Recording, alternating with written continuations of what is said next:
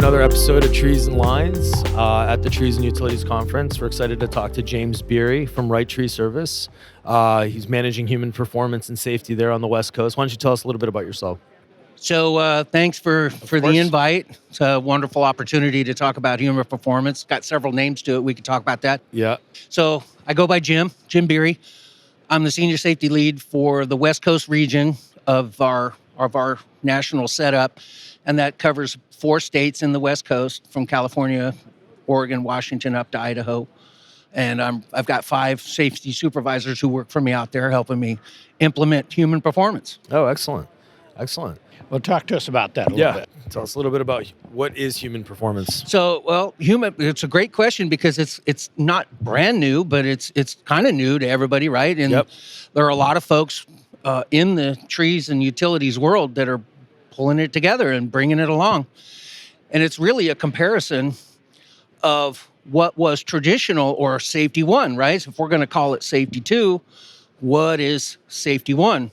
So safety 1 really is characterized by command and control, establishing strict rules, telling workers what to do or not to do, and then being very compliance oriented. Whereas safety 2 switches to a learning mindset where everything is about learning and putting all of that learning that we get out of it into a prevention side instead of reacting, right? And then a huge chunk of safety 2, when we learn from those workers, we don't blame them because it shuts them down. We're hoping for a speak-up culture, which demands psychological safety, right? The ability to speak up.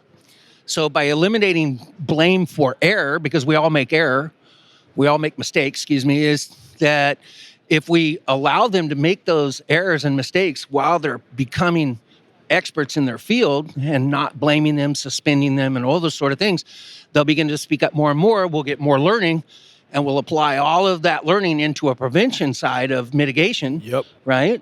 And we're calling that the capacity model, and that's inspired by Quantum Services. If you've ever seen their capacity model and their sticky model, we've came up with tricky, which is tree risk that can kill you. So we've adapted. So that's safety 2 in a nutshell, right there. Yeah, good. How have you?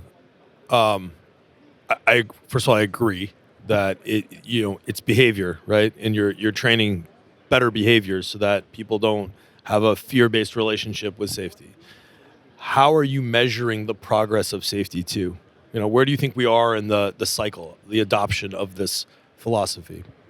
Yeah, there are 2 things there, right? So the adoption of it, let's start with the adoption of it. It's about a 10 or so year old idea, concept, a journey, if you will, right? A philosophy. For the tree industry, Wright Tree Service, we've been hitting it hard for 1.5 years now. So we had introduction to the idea. My personal interaction with behavioral safety and the idea of safety 2 about involving workers goes way back. I just didn't have a terminology for it necessarily along these lines, right? Mm-hmm. So one of the greatest things about safety 2 and the way it's rolling out is it gives us this terminology and these principles in which to work towards, and then we can layer on top of everything. Yeah. Have you, now in your career, have you always been in safety in some capacity, or is this how did you find yourself in this discipline? Right. So safety chose me. That's a great one, right? And it's weird, right? Some people choose safety. This one chose me. So I spent about 10 years in the military, and part of my military service in the Army when I was a commissioned officer was working in nuclear, biological, and chemical weapons. So I was around decontamination. I was around environmental issues, and spills, and hazardous materials. And so when I left the military, back when I was younger, obviously, I've been in safety for 30 years now. Wow. The Army paid for me to go to a specified or a specialized class in environmental health and safety and hazardous material. Then it just grew from there into a safety profession, and I ended up here in the best industry in the entire world, I might add. Tree, awesome. utility line clearance. You don't have to tell him that. So somebody said the other day, don't plan your career because it's not going to go as according to plan. That couldn't have been planned from bioweapons to... By the way, thank you for your service. Oh, well, thank you. Thank you. Sorry for you were saying. No, that was, you can't plan that, right? You can't plan that. And then you see that next opportunity and say, that one fits my personality or fits what I'm looking at, right? I think that was the other message he had.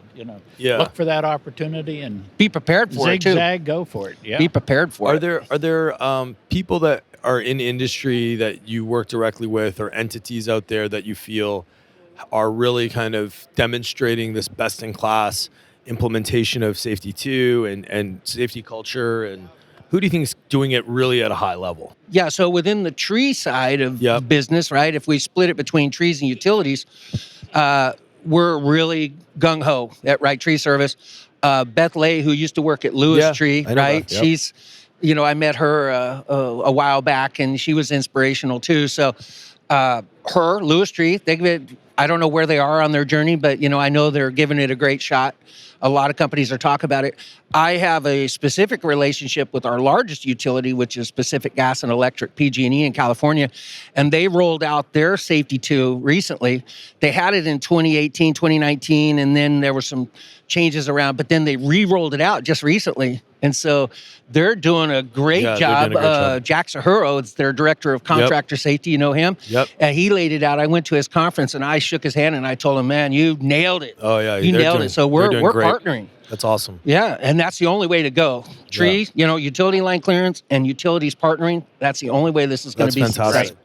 That is absolutely fantastic. That's great to hear. Yeah, you need the support of the utility, or it's not going to happen in the field. Yeah, and they have their own challenges too, right? Because their organization, they need to roll that out within and get people to buy in and believe it, right? Even our own organization, we still have advertising and marketing and sales to do to everybody in our organization. It's a huge organization. Yeah. It takes time. It's a journey, as we say, right? Did you grow up in the West Coast? I was born in California, and I moved off when I went to the military, then came back, went to school, got my bachelor's in Sacramento, and then worked in the area, right? And then off to the military again. You got to have your bachelor's to be a commissioned officer, so then off to Europe for a while, and then back. But it's pretty much been centered around California. A colorful career. That is for sure. Actually, there's something else too. In the 1999-2000, right in that January 2000, I did a project down in South America, and I met my wife down there, Miriam. And so I moved down there, and I spent 20 straight years in Peru living and working safety down there. And you talk about a challenge, right? Because it's a whole nother world down there. Oh, wow. Beautiful people, but as far as safety goes, the OSHA thing and all that was way ahead of where they were. But now they're as good as we are. So it's really nice to be a very small part of that, but to look back and go, hey, you guys got it going. I've done a little bit of work in third world countries, and I never know where to take, I know what they should be doing, but you can't take somebody that doesn't have any safety practices and go all the way. It's from I remember the the guy basics, that right? starting the chainsaw, and the first thing he did was take his shoes off because he could climb the tree better in bare feet. Yeah, so back to the basics, how baby. How do you work on safety? Yeah, it's tough. It's a challenge, but very quick culture down there to catch it. So, language barriers, right? And the diversity of the workforce in the industry. First of all, that's a great thing, right? It's great to see so many different cultures come together to perform a lot of this high-risk work. One of the challenges, of course, is communication, right? Being able to articulate to the folks that are actually touching, clearing, doing a lot of that high-risk work, helping them understand through the various challenges with language, the importance of safety and making sure that the message doesn't get lost as it's translating into different languages. Has that been a challenge that you've observed, or is that something that you guys have solved for? I personally speak Spanish, so I have kind of a leg up that definitely has helped me get along in my career. Yeah. Because we did a research study. I did a research study, wrote an article, I guess it was more than a year ago, that showed the tree industry, that's both commercial, industrial, utility line clearance, all of it together, by 2050, will have 50% of its workers will be Spanish-speaking, native Spanish-speaking. And when you look at any given organization and the leadership who have all that experience, right, which is critical for passing the experience to the new guys, so many of them are not bilingual in any fashion. There's a huge communications gap, right? So I believe, and Wright Tree Service is currently at 50% of its workers are native Spanish speaking. And the future of our general foreman, right, or general forepersons, the leadership that's coming up is going to be bilingual, and they're going to be from those countries south of the border, if you will, right? Whether it be Mexico or wherever. It's huge. They are the future of our company, of any company. Yeah, that's incredible. That's So your incredible. programs have to talk to them in their language, but also probably cultural issues. Oh, what a great point, right? So you got a couple of things there, or at least three, right? One's just a straight up language issue of being able to speak in a foreign language. The other one is the jargon that comes with it, right? Because there are so many dialects and jargons that you have to come up with a common definition in Spanish for things that multiple people will call different things, right? Yeah, and then the culture issue. Then you have different cultures come with different aspects of their level of how they view safety. Absolutely. Yeah, what a challenge. It is a huge challenge. Yeah. But we have to get on top of it. Yeah. Yeah. No, absolutely. And then you have the how fast you have attrition in the workforce, right? You just have 30%. to have people coming in so fast. It's about 30% Is that the in our number? company. We Yeah. have 30% turnover on any given period that we're tracking it. Yeah. That's By the big. time you get them, with any training, they're gone. Yes, Yeah. and if we look at it selfishly, right, for Wright Tree Service, we're losing 30%. And we're having to retrain a whole nother group, but there is also a sub percentage there of the people that come from another company that have some level of experience they bring, and then we send people to other companies with some level of experience. So Yeah. as an industry, Yeah. it's not Working as together. as overwhelming as 30% if you were to lose them Yeah. completely. You mentioned Beth Lay. So for yourself, obviously super passionate and love to see that. Do you make a proactive effort to reach out to other stakeholders across the state, across the country, with your peer groups to continue to build thought leadership with safety and kind of continue to reinvent and stay up to date on what's going on? I do. So I guess I value, if you were in yesterday's opening ceremony with our speaker, you're talking about values, right? And I value creativity as well. So that creativity, I do everything I can. I quote General Eisenhower, President Eisenhower, and taking a broad front. So instead of just taking and looking at it like a program and saying, this is what we're going to do, I look at every form of advertising and marketing. I can come up with acronyms, retention, forgetting curves, any type of personality issues that might play into that, any type of facial or language triggers that could help me. I mean, I am throwing everything at it, and some of it's sticking. And in terms of stakeholders, I've developed great champions within the company, right, through my effort, because I'm consistent, and I just keep spreading out and spreading out and spreading out. And I've got a lot of folks in the leadership that are on my side. I still got some stragglers out there in the lower levels, right? They're like, well, what about accountability? And this guy does this thing. What are we going to do?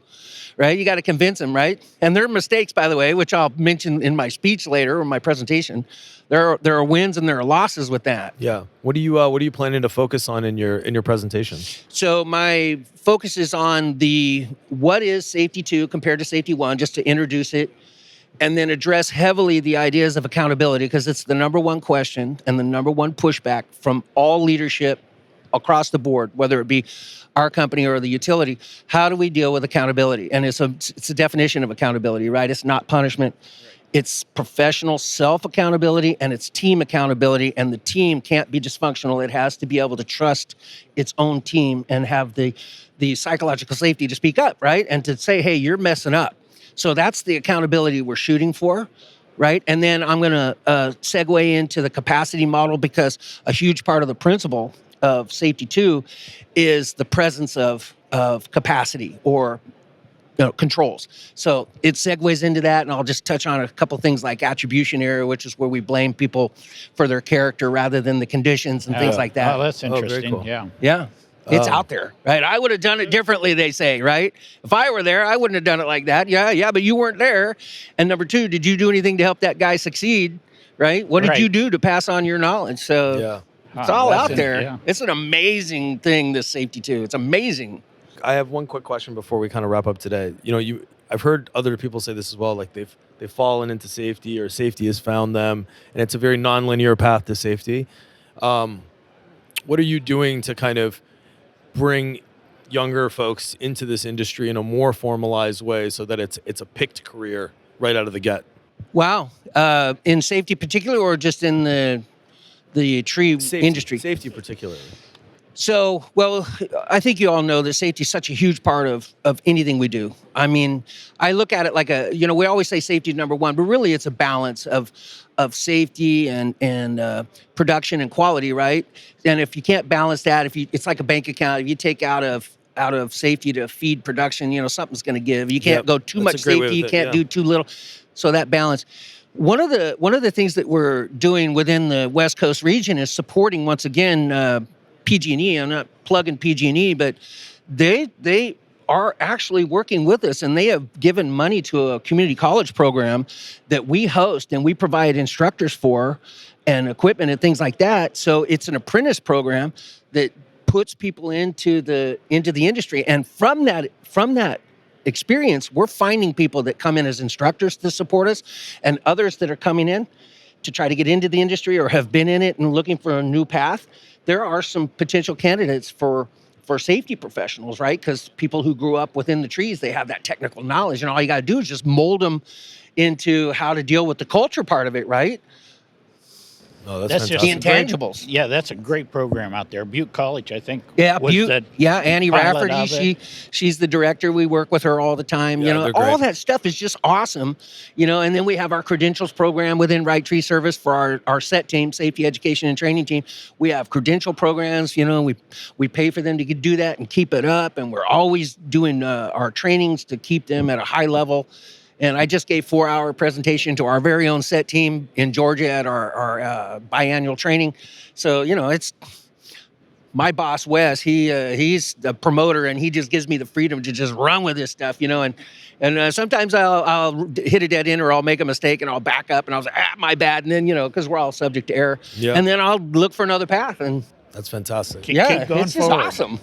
Well, it was an absolute pleasure chatting with you. Great. Thank you This for the was good. opportunity. Yeah, you Thank guys you are doing for great giving us stuff, for a yeah. moment. You Yeah. came, and I Yeah. appreciate that. Yeah, Yeah. this is good. great. I Thanks, love it. James. It's my Appreciate first it. podcast. No, there you go. Oh. There you go. Thanks, James. Appreciate Okay, it. thank you so much. That's it for this episode of the Trees and Lines podcast, brought to you by Iapetus Infrastructure Services. If you like the show, please give us a rating of 5 stars on Apple or Spotify. If you have any questions or comments on any of our episodes or ideas for topics or guests in the future, we'd love to hear from you.